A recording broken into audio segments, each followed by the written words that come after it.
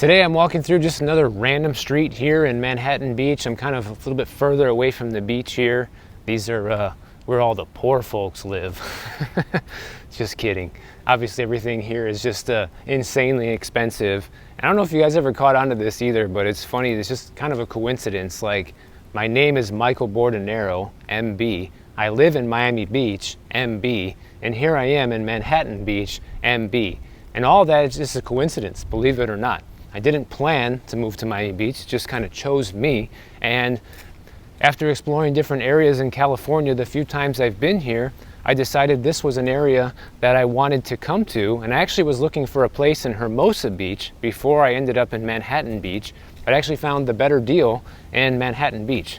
So I ended up renting a place here for the month. It's MB coming to you from MB once again. You know, one thing I've been wanting to jump into on this channel more, in a little more detail than I usually do, is why the attitude and the mentality of I'll refinance later is such a bad idea. Because literally that's all you hear right now from mortgage brokers and real estate agents. Even Lawrence Yun, the chief economist over at National Association of Realtors, says, oh, don't worry, you can buy today and refinance later. And I know I talk about this from time to time, but I'm going to get into a few different reasons here in this video of why this is such a bad idea. Now, the number one reason why you shouldn't believe this and why this is the biggest lie ever in the real estate industry is because you cannot bet on being able to refinance your house if the value of your home goes down. In a situation like we're in right now, even though prices are still high, technically home values are down year over year still. Guys, they're not higher than they were last year, they're still down, okay? So if you bought a year ago, you would not be able to refinance, okay? Simple as that. And even if the market was not down, then you probably still wouldn't be able to refinance. And you know why? Because most people don't put more than an 8 to 12% down payment on the house that they buy. And why is that a problem? Well, because that means you don't have much equity to begin with. And let's just say the market remains flat for the next 5 years, right? Which is a pretty unlikely scenario, but let's say that's what happens. Like, the real estate market just kind of stays high where it's at right now. Doesn't really go down much, but doesn't go up either, because we've pretty much reached the limit of affordability and how high things can go. Say interest rates go back down to 5% or a little bit lower in, say, the next 3 or 4 years. During this time frame, guess what? You still won't be able to refinance, most likely, if you're one of those people that put a small down payment, because you still won't have enough equity where a lender will refinance you. A lot of people believe this lie that, you know, buy now and refinance later, but don't think about how large is their down payment, how much equity are they even starting out to begin with, what happens if the market goes down, and they're not thinking about the fact that when you get that 30-year mortgage, the first 7 to 10 years of that amortized 30-year loan, most of that money goes towards paying interest. So you're not really building a whole lot of equity in the first 7 to 10 years of ownership. And the reason why that's a problem is because most people will not own the house even longer than that. Most people will own the house 7 to 10 years and then move. Okay, that's pretty much the typical statistic on people's behavior with buying and selling houses. So if you're not really building equity during that time frame and then you go to refinance, you're still not going to have much equity, and there's a good chance you might not even be able to refinance at that time frame, even if the market doesn't go down, guys. But if it does, then it's practically a guarantee you will not be able to refinance, even though rates are lower. So people who are being sold this lie right now of, yeah, don't worry, you can just buy today, doesn't matter that you're going to get a 7% rate, you'll just refinance when the rates come down.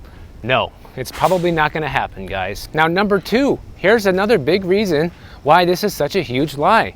Every time you refinance your house, you make the banks and the lenders rich, okay? They're taking your money. If you go into your mortgage broker or your bank and say, yeah, I want to refinance my house after 10 years or so, that's music to their ears. Not only did you just pay off the majority of the interest on that previous loan that you had, but now you're going to have to pay fees and closing costs on a new loan. And these mortgage people are going to be getting commissions off of this, and they're going to make a ton of money off of you. And most importantly, you're restarting the clock, and now you're back to having another 30-year mortgage where you're back to paying the first 7 to 10 years of practically just interest. Does that sound like a good financial strategy? Absolutely not. But yet people are being sold this idea right now that this is the best thing since sliced bread, that you can just buy a house today if you can find something you can afford and then just go ahead and refinance later. Let me know how that works out in 2 or 3 years from now when you go to do this. And I know it can be tempting, guys, because let's say rates do go down and your lender will agree to refinance you, right? And say it's going to save you $200 a month off your mortgage payment. You're paying $3,000 a month now. It'll bring it down to $2,800 a month. Do you really believe that saving that $200 per month is worth restarting the clock on a 30-year mortgage? Look at all the added interest you're going to end up paying for that same house. And if you keep doing this, chances are you'll never get out of debt. You'll never own that house free and clear. And I know so many of you like to say that you never own the house anyways because of property taxes, which is also true, right? If you don't pay your property taxes, even though you have a paid off house, the county will come and foreclose and take that property from you. In that sense, you do never own your home, but at least you can be independent from your lender one day if you're financially responsible, and this is not the way. And worst of all, some people will use the line of thinking that I'll just do a cash out refinance every time the equity in my home does go up and use that money to borrow and live off of, which will kind of lead into my next point of this video. I just can't overstate how bad of an idea that is. Now, the third reason why this is such a terrible idea of I'll buy now and refinance later is because this tricks you into thinking that the mortgage rate is more important than the price you pay for the property, which is also a lie. And one easy example to draw from this is you can look at all the people that got a 3% interest rate when rates were super low and celebrating that they got this, but those same people likely overpaid for that house. They overbid, they paid over asking price, waived contingencies, waived inspections, did all kinds of crazy shenanigans to get into the home that a lot of them regret now and wish they didn't do. And many people, have stories of buyer's remorse, saying that they bought a house that was too expensive, the house they bought needed too many repairs, or it was not in a favorable neighborhood, or it's just too small and they wish they would have bought something bigger. All kinds of things that those 3% buyers are facing right now. But guess what?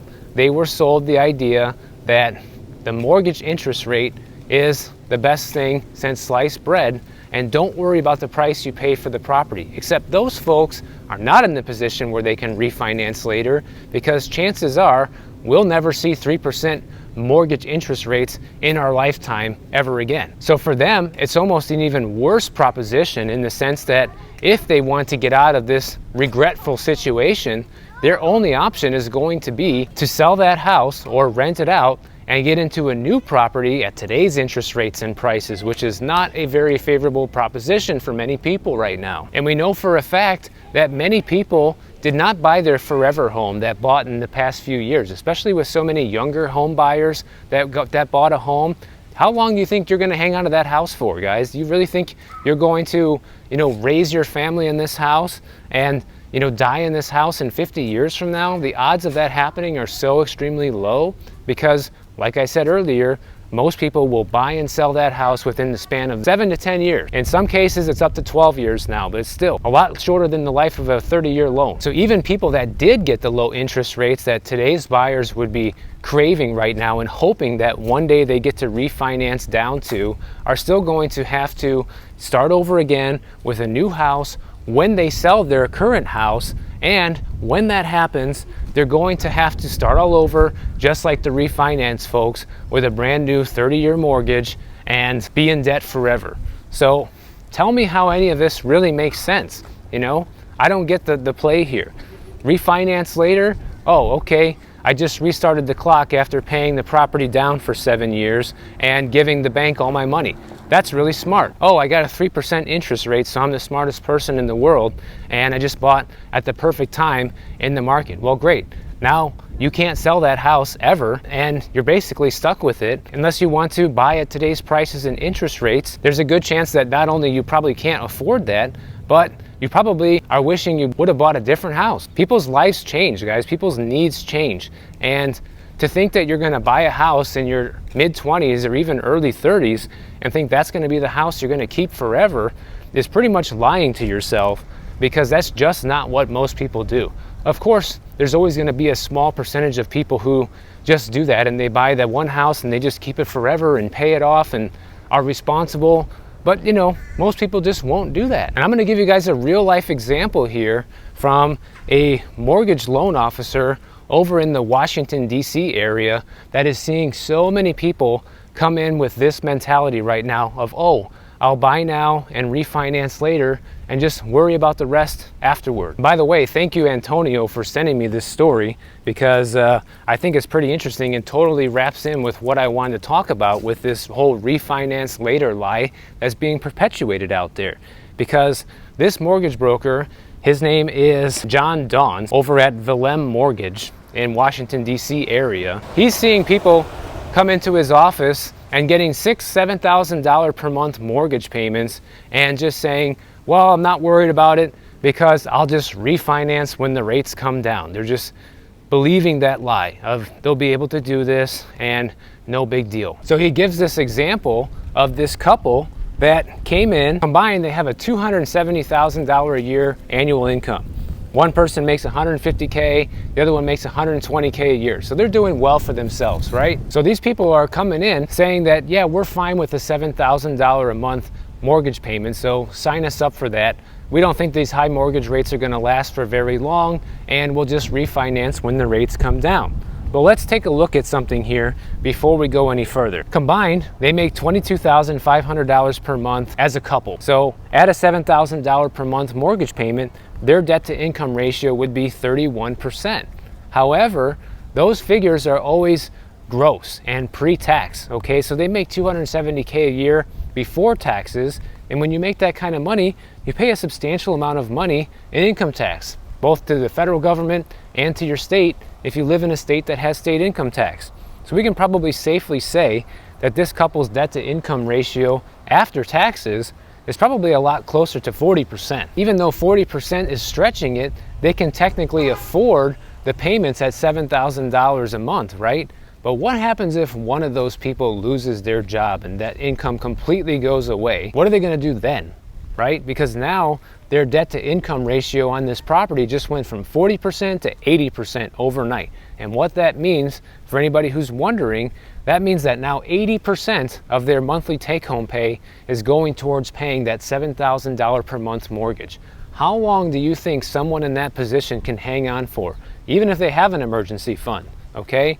Probably not for very long, because chances are they probably don't have, you know, a huge emergency fund saved up, unless they're just extremely financially responsible and they're able to make it through it, no problem. And here's the scary part with all this. When they ask this mortgage broker how his clients are reacting when they see that they're gonna have a $6,000–$7,000 per month mortgage payment, they're basically immune to it. They're basically expecting that it's gonna be that high and not thinking it's gonna be a big deal, because they're all banking on the fact that they'll be able to refinance later.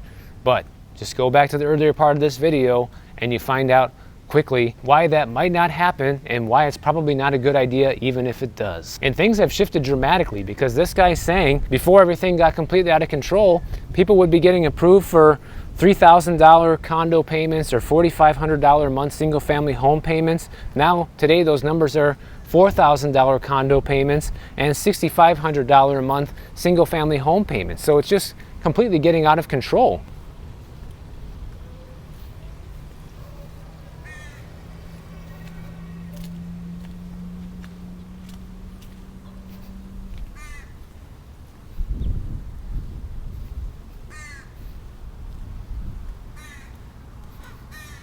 So basically what this mortgage broker is having to do right now with all of his clients is he's having to finagle the whole financial situation to try and fit these payments in. Whether it means, you know, cutting back on certain debts, figuring out what kind of debts can be paid off, where expenses can be reduced to get people into these properties at these payments, basically trying to predict where someone's going to be in the future financially. Like, to me, this is playing with fire. As a buyer, you're basically signing yourself up for, I hope I'm gonna be able to do well in the future. I hope I'm gonna be able to cut back on this expense and get rid of this debt. But what happens if you don't? What happens if you go further into debt? You know what I'm saying? And whatever happened to just being patient? Whatever happened to just waiting a minute, guys? What is the rush to buy when you're facing a $7,000 per month mortgage payment at these prices and rates? I just don't get it. Why are people lining up to do this? Even if you're doing well financially, that might not always be the case. I know what it's like to be completely broke, and I don't ever want to be completely broke again. So for me, I like to be very cautious even if I'm doing well and making money. I don't want to put myself in a situation that's going to be an overextension and too much of a risk in case things don't work out. So I feel like everyone who has this urgency that they should just buy right now needs to kind of hold their horses and reevaluate their financial situation to see if they can actually afford to, and what things might look like if expenses continue to rise for the house, which I'm going to talk a lot about in the next video, because it's something that people just don't think about when they're buying a house. They see the mortgage payment that they get approved for, and if it's already $7,000 a month, that's not all it's going to cost to own that house. There's going to be other expenses that go along with it that continue to go up. You got property taxes, you got insurance, you got repairs and maintenance. And let's not forget the huge cost to refinance if you actually fall for that trap.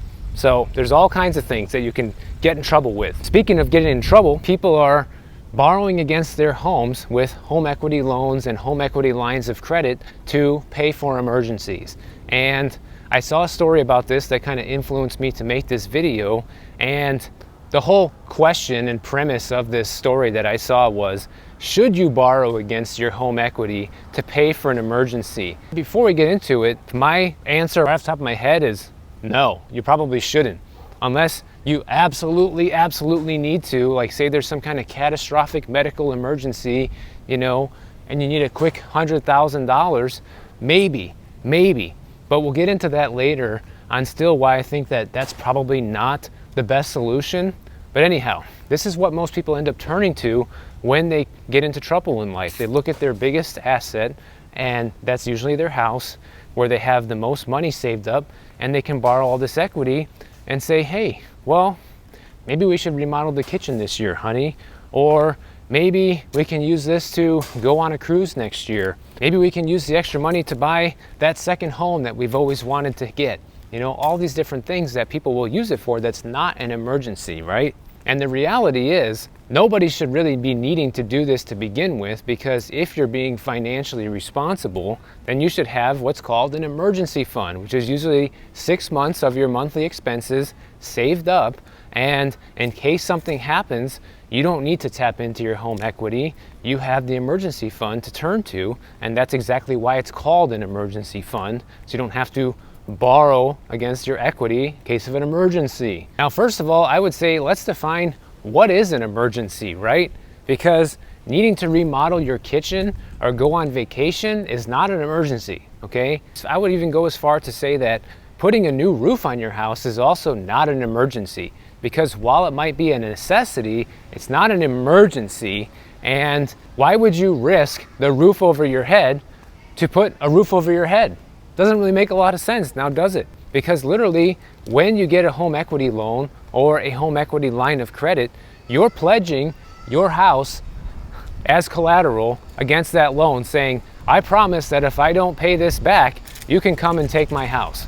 And I would be willing to put a crazy expense like a roof on any other type of debt rather than my home equity. Like, you put on a credit card bill, you don't pay the credit card company, they'll put you into collections, it'll ruin your credit, but you're gonna keep your house, okay? And you get a personal loan and you pay for the roof with that and you can't pay, oh, same thing. They'll put you into collections, it'll ruin your credit, but it's not gonna take your house. I think the first thing many people have to do and understand and realize, what is an actual emergency? Going back to my reference at the beginning of this video, where I said maybe you have a crazy medical emergency, right? Where you need a quick $100,000 to pay for unexpected life-threatening medical bills, right? Well, even if you don't pay those and you go to collections and possibly into bankruptcy, there still might be a chance in a way that you can keep your house, right? But if you pledge your house against those medical bills and then you for some reason can't pay, they take your house. So it is extremely risky to pay for anything using one of these home equity loans or HELOC loans. And me personally, guys, I can't imagine any situation where I would take one of these loans other than to actually use the money to buy rental real estate that cash flows, buying an investment that actually will make me money. So meaning that it not only covers the HELOC payment, but it also has a profit on top of that to be had.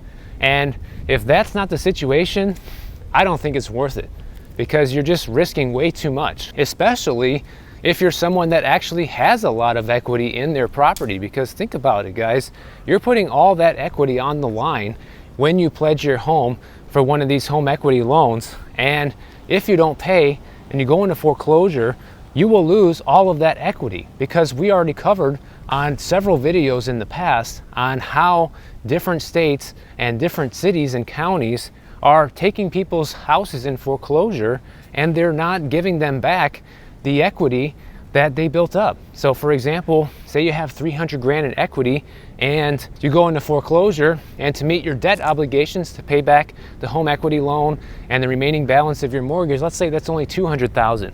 So what happens to the other 100 grand? Many cases the county keeps it, okay? They don't give it back to you, which the Supreme Court actually recently made a ruling on, that they're not gonna be able to do this anymore.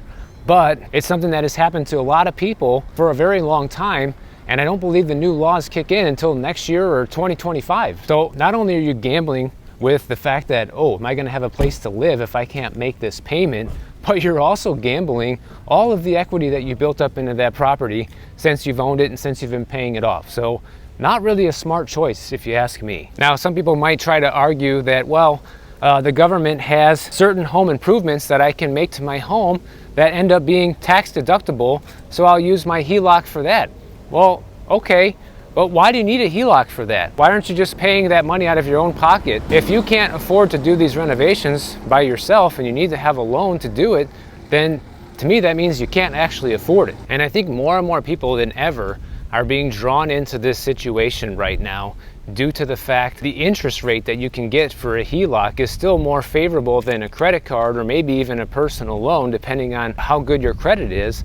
And they look at a pile of cash that is their home equity and says, well, I should just take the money from here. I'll pay it back. It's not a big deal. Now here we have another California house for sale. They want $4.1 million for this place. And here's that crazy disconnect again, okay? It would cost $27,000 per month in mortgage payments, and that's with a 20% down payment, to buy this house at today's rates and that price. But they rented it last year for only $13,000 a year. And how is that possible? Because the current owner only paid $700 something thousand for it back in the 90s. So that's the only reason that they can make this a rental and make it somewhat profitable. But if it wasn't for that, anybody trying to buy this house today, turning it into a rental, forget it. But my personal opinion on this, when you ask the question, should you use a HELOC for an emergency? I would say probably not, guys. Like 9 times out of 10, I would say no. Unless it's just an absolutely life-threatening thing that just needs to be paid. Otherwise, you know, everything else will fall apart and you don't care about the house, then go for it. But I think you should only be using that equity to make smart investments, or really not even use it at all, because so many people just fall into this trap of borrowing against their home and get in trouble when the value goes down, or get in trouble when they lose a job and can't afford to make the payment anymore, whatever the situation ends up being. And it's just not worth the trouble. You know, why risk the most secure thing you have in your life, which is your own home and a solid place to live, for something that's not quite an emergency? If you guys enjoyed this video, please make sure you subscribe to the channel. And if you don't want to wait for my next video to be dropped, check out this one on the screen right over here, and I'll see you in the next one.